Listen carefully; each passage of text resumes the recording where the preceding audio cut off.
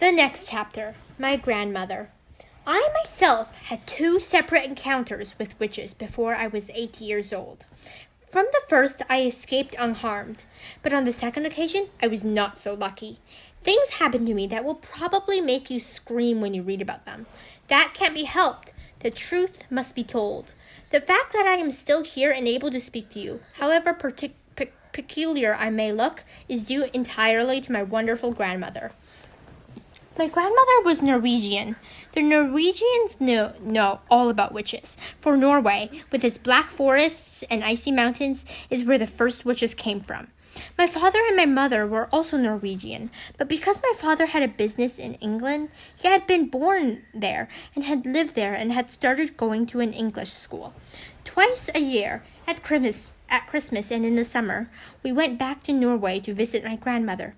This old lady, as far as I could gather, was just about the only surviving relative we had on either side of our family. She was my mother's mother, and I absolutely adored her. When she and I were together, we spoke in either Norwegian or English. It didn't matter which. We were equally fluent in both languages, and I have to admit that I felt closer to her than to my mother. Soon after my 7th birthday, my parents took me, as usual, to spend Christmas with my grandmother in Norway. And it was over there, while my father and mother and I were driving in icy weather just north of Oslo, that our cars slid off the road and were tumbling down into a rocky ravine. My parents were killed. I was firmly strapped into the back seat and received only a cut on the forehead. I won't go into the horrors of that terrible afternoon. I still get the shivers when I think about it. I finished up, of course, back at my grandmother's house with her arms around me tight and both of us crying the whole night long. "What are we going to do now?" I asked her through tears. "You will stay here with me," she said, "and I will look after you." "Aren't I going back to England?"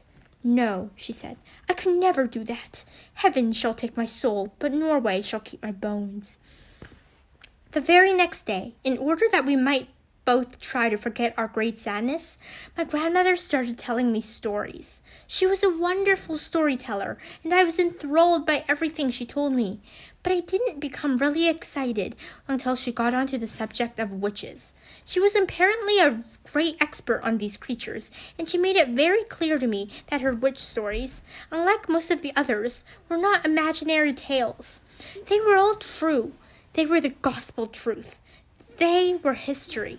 Everything she was telling me about witches had actually happened, and I had better believe it. What was far, far worse was that witches were still with us. They were all around us, and I had better believe that too. "Are you really being truthful, Grandmama? Really and truly truthful?"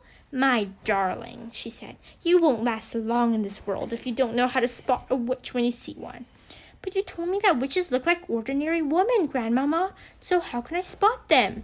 "You must listen to me," the grandmother said. "You must remember everything I tell you.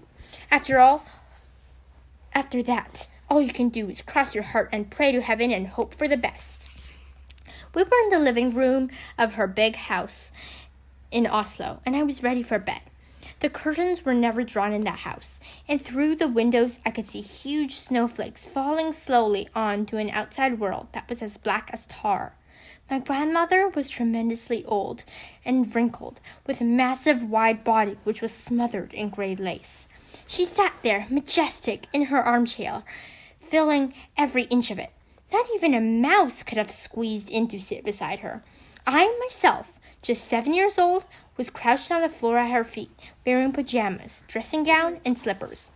"You swear you aren't pulling my leg?" I kept saying to her. "You swear you aren't just pretending?" "Listen," she said, "I have known no less than 5 children who have simply vanished off the face of this earth, never to be seen again.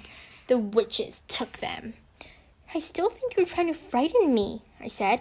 "I am trying to make sure you don't go the same way," she said. "I love you and I want you to stay with me." "Tell me about the children who disappeared," I said. My grandmother was the only grandmother I ever met who smoked cigars. She lit one now, a long black cigar that smelt of burning rubber. "The first child I knew who disappeared," she said, "was called Rangild Hansen. Rangild was about 8. at the time, and she was playing with her little sister on the lawn. Their mother, who was baking bread in the kitchen, came outside for a breath of air. "Where's Rangild?" she asked. "She went away with the tall lady," his little sister said. "What tall lady?" the mother said. "The tall lady in white gloves," the little sister said. "She took Rangild by the hand and led her away. No one," my grandmother said, "ever saw Rangild again." "Didn't they search for her?" I asked. "They searched for miles around. Everyone in the town helped, but they never found her." "What happened to the other 4 children?" I asked. "They vanished, just as Rangild did." "How, Grandmama? How did they vanish?" "In every case, a strange lady was seen outside the house just before it happened."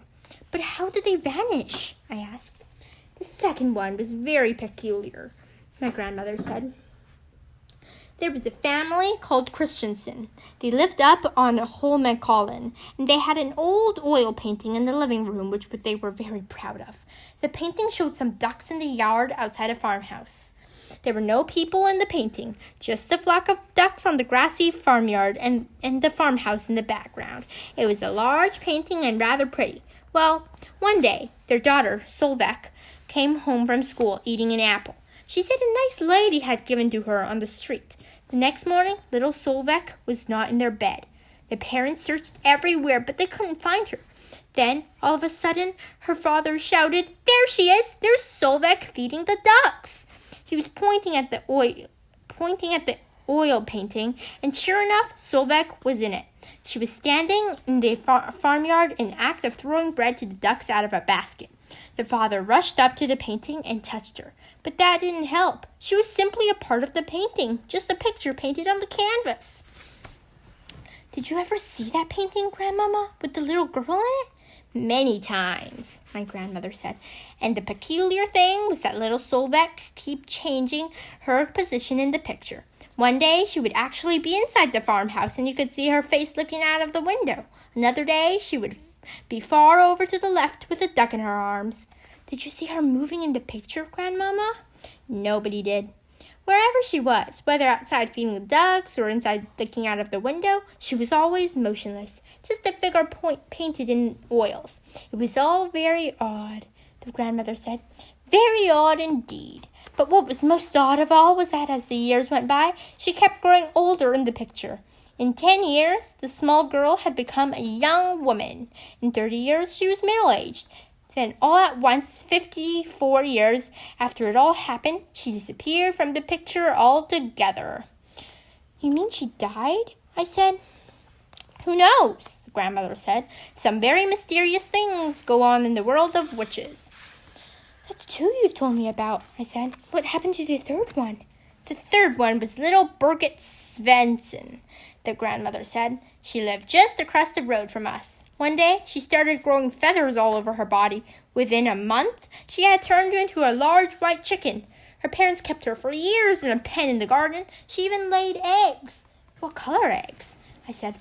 "Brown ones," my grandmother said. "Biggest eggs I've ever seen in my life. Her mother made omelets out of them. Delicious they were." I gazed up at my grandmother, who sat there like some ancient queen on her throne. Her eyes were misty gray, and they seemed to be looking at something miles away.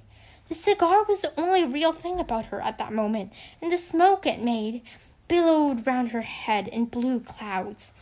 "But the little girl who became a chicken didn't disappear?" I said.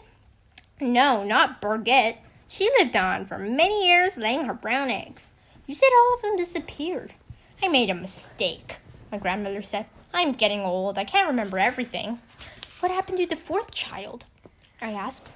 "The 4th was a boy called Harald," my grandmother said. "One morning his skin went all grayish-yellow. Then it became hard and crackly, like the shell of a nut. By evening, the boy had turned to stone." "Stone?" I said. "You mean real stone?" "Granite," she said. "I'll take you to see him if you like. They still keep him in the house. He stands in the hall, a little stone statue. Visitors leaned their umbrellas up against him." Although I was very young, I was not prepared to believe everything my grandmother told me. And yet she spoke with such conviction, with such utter seriousness, and with never a smile on her face or a twinkle in the eye, that I found myself beginning to wonder Go on, Grandmama, I said. You told me there were 5 altogether. What happened to the last one? Would you like a puff of my cigar? She said. I'm only 7, Grandmama. I don't care what age you are, she said. You'll never catch a cold if you smoke cigars. What about number 5, Grandmama?